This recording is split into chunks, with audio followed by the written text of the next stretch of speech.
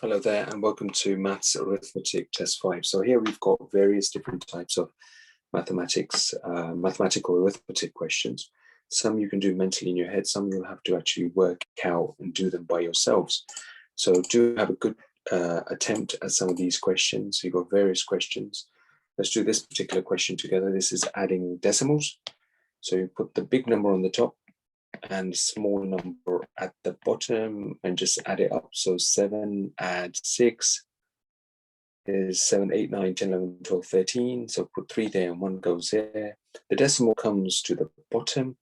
And then you just do 5 add 0, which is 5, and just add the 1 at the bottom, which is 6. So 6.3 will be the correct answer for this particular question. Okay, so do plenty of working out or work the questions in your head.